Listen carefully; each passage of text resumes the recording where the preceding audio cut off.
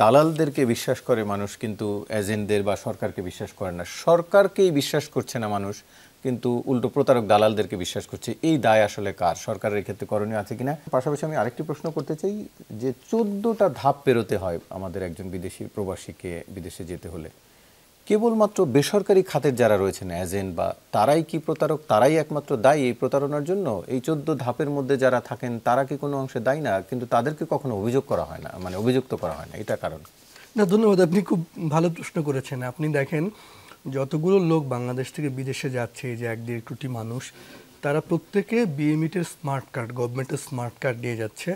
তার মানে মন্ত্রণালয় বা সরকার নিশ্চিত করছে তাকে যে তোমার এই প্রসেসটা ঠিক, তোমার এই কাজটা আছে, তোমার এই চাকরিটা আছে। সেই মানুষটা যখন গিয়ে চাকরি পায় না, প্রতারিত হয়, আপনি তখন শুধু রিক্রুটিং এজেন্সিকে দায়ী করছেন, তাকে ধরছেন।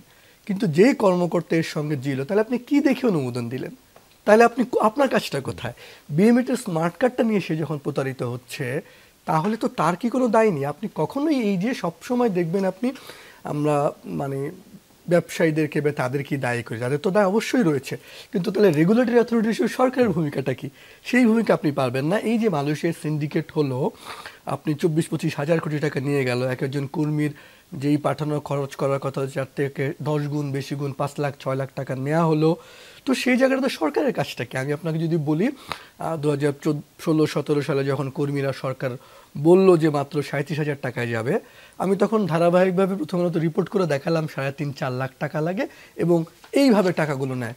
তো সেই জন্য তো সরকার কারো ব্যবস্থা নেয়নি, বরং ওই সময় যে 10 জনের সিন্ডিকেট ছিল, এই সিন্ডিকেটের পর 18 সালে মাহাতির ক্ষমতা এসে বলল 1,500 কোটি টাকার পাচার হয়ে গেছে, সে বন্ধ করে দিল।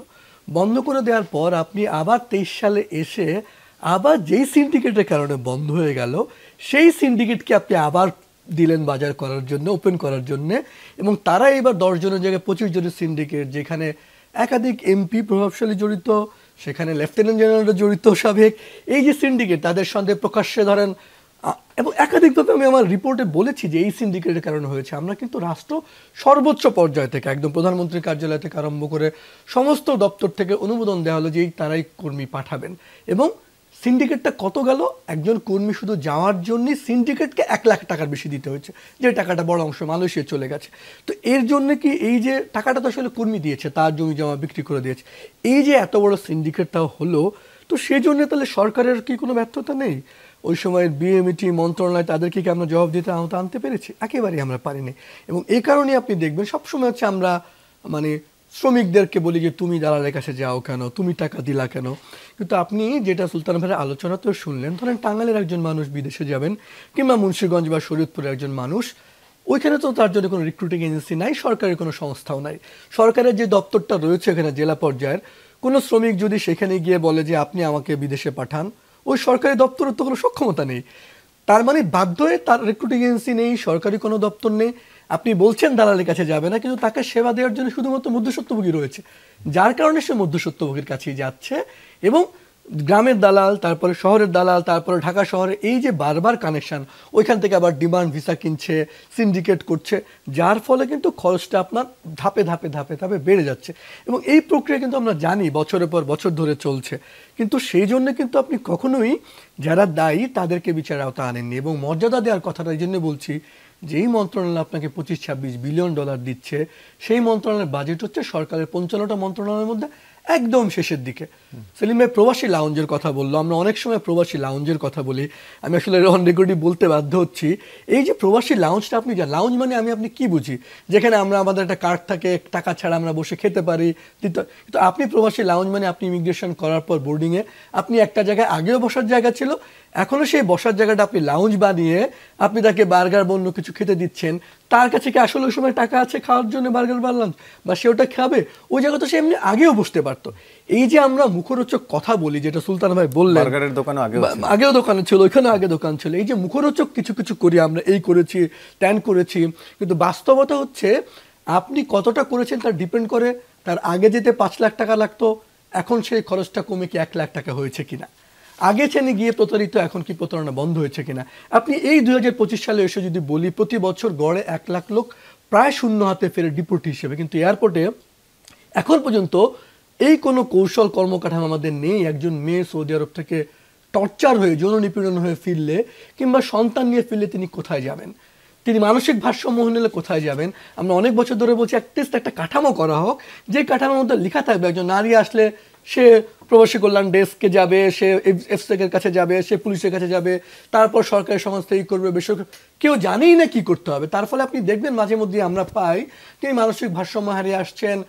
আমরা কখনো বলতেও পারিনি, অন্ততপক্ষে একাধিক ঘটনা ঘটেছে যিনি সৌদি আরব সন্তান নিয়ে ফেলেছেন, সেই সন্তান এয়ারপোর্ট থেকে ফেলে চলে গেছেন, সেই সন্তানকে আবার আমাদেরকে কোথায় যাবে কি যাবে, এই যে সামগ্রিকভাবে প্রতি পদে পদে হয়রানিটা যখন একজন মানুষ ভাবেন যে তিনি বিদেশ যাবেন, তার এই ভাবনা শুরুর পর তার পাসপোর্ট তৈরি, তার মেডিকেলের সিন্ডিকেট, তার ডিমান্ড বা ভিসা কেনার সিন্ডিকেট, সরকারের বাংলাদেশ থেকে রিক্রুটমেন্ট প্রসেসের সিন্ডিকেট, বিএমইটি বা মন্ত্রণালয় আমরা বলি সেখানে লম্বা সময়, তারপরে এয়ারপোর্টে হয়রানি করে সে যাবেন। আপনি যে কোনো দূতাবাসে যেখানে প্রবাসীরা পাসপোর্ট বা সেবা আপনি কমনলি শুনবেন, আপনি চিন্তা করতে পারেন যে একযোগে আমাদের সবগুলো দূতাবাসে বছর দুয়েক আগে কোভিডের সময় পাসপোর্ট ছাপা বন্ধ ছিল। আপনি কোভিডের সময় টিকা নেওয়ার জন্য তাকে লড়াই করতে হয়েছে, সৌদি আরব জন্য টিকিটের জন্য সোনারগাঁয়ের সামনে দিনের পর দিন ঘুরতে হচ্ছে। এমনকি এই যে মালয়েশিয়া আমাদের প্রায় 18-20 হাজার কর্মী যেতে পারলো না, তাদের এই সরকারের আমলে গত 3 দফায় টাকাদেরকে দেওয়া হয়েছে, তাদের টাকা ফেরত পাবে। এখন পর্যন্ত এর মধ্যে 2 দফায় সরকার বদল হয়ে গেছে, 2 দফায় ডেট দেওয়া হচ্ছে, এখন পর্যন্ত এই অন্তর্বর্তী সরকার তারা তাদের ক্ষতিপূরণের টাকাটা, সে যে টাকাটা দিয়েছে, যেহেতু যেতেই পারেনি, তার যে টাকাটা সে টাকাটাই ফেরত পাননি। বাস্তবতা হচ্ছে যেটা সুলতান ভাই বললেন, আদতে আসলে যাদেরকে মানুষের যে মর্যাদাটা দেয়া, কি ঘরে কি বাইরে, তাদেরকে আমাদের মনে হয় যে টাকা পাঠানোর মেশিন, এটিএম বুথ, তারা সারাদিন 18-20 ঘন্টা কাজ করবে, টাকা পাঠাবে দেশে, সেই টাকায় বাংলাদেশের রিজার্ভ বড় হবে, সেই টাকায় দেশের অর্থনীতি চলবে এবং আমরা তাদেরকে মহান বলবো। কিন্তু বাস্তবে তাদেরকে আমরা হয়রানি করব, তাদেরকে আমরা এয়ারপোর্টে পিটাবো, রক্তাক্ত করব, দূতাবাসে সে সেবা পাবে না, পাসপোর্ট সে সেবা। আচ্ছা আপনি আমাকে বলেন, তার পাসপোর্ট নিতে আপনি তাকে কেন একটা 10 বছরের জন্য পাসপোর্ট দিয়ে দেন না? তাকে কেন আপনার পাসপোর্ট নিতে বারবার আসতে হয়? তার আপনি প্রবাসী যারা কর্মী স্মার্ট কাজ, তাকে 10 বছরের জন্য একটা পাসপোর্ট দিয়ে দেন, বিশেষ করে নাম্বার দিয়ে। আপনি শুনবেন প্রবাসীদের কথা যে আমার পাসপোর্ট নিয়ে হয়রানি, আমি দূতাবাসে গেলে সেবা পাই না, এই যে প্রতি পদে পদে তার হয়রানি। আমি মনে করি এত কথা সরকার যখন যে ক্ষমতায় থাকে, উন্নয়নের যে গল্পগুলো তারা বলে, সেই উন্নয়নের গল্পের বিপরীত ওই প্রবাসী শ্রমিকটা বলুক আমি গিয়ে ভালো আছে কিনা, সে বলুক তার কত টাকা খরচ হয়েছে, সে বলুক তার এই টাকা তুলতে বাংলাদেশ সরকারের আমাদের পরিসংখ্যান ব্যুরোর সাথে যে আইএলওর গবেষণা তাতে বলছে সে যেই টাকা খরচ করে যায়, শুধু সেই টাকাটা তুলতে তার প্রায় 2 বছর লেগে যায়। তার মানে ধরেন সে 5 লাখ টাকা খরচ করে গেল, তার মাসে বেতন 20,000 টাকা, 2 বছরে সে আয় করবে 5 লাখ টাকা, তো আমি তো খরচ ওঠে নেই, তখন সে অতিরিক্ত সময় থেকে যায়, আনডকুমেন্টেড হয়ে যায় এবং বছরের পর বছর 20-25 বছর ধরে এক ধরনের দাস প্রথার জীবন তাকে যাপন করতে হয়। এবং আপনি যদি দেখেন এই যে প্রবাসী যারা থাকে তাদের কজনের সন্তান ডাক্তার ইঞ্জিনিয়ার হচ্ছে, যদি আপনি দেখেন বাবা বিদেশে ছিল, ছেলে আবার যাচ্ছে, তার ওয়াইফটা এখানে, পরিবারটা এখানে, তার অরক্ষিত, তাদের সম্পদ অরক্ষিত এবং তাদের ভাষা দেখবেন, এই যে কৃষককে আমরা বলি চাষা, প্রবাসীকে আপনি তাকে নিয়ে আমরা টিটকারি করি, প্রবাসীর বউ, বিদেশে থাকে কামলা, আপনি রাষ্ট্রীয় ন্যারেটিভগুলো আপনি দেখবেন এই যে প্রতিমধ্যে হয়রানির, অসম্মানের, এই আমি মুক্তিযুদ্ধ আরম্ভ করে জুলাই আগস্টে প্রবাসী যে বিশাল অবদান, সেই অবদানের বিপরীতে কিন্তু তাদের সম্মান মর্যাদা দেই নেই। দেয়াটা 3 জায়গায় জরুরি: বিদেশ যাওয়ার আগে দক্ষ করে তাকে শেখানো, বিদেশে থাকতে এবং ফেরত আসার পর, এই 3 জায়গায় সুশাসন আনাটা জরুরি।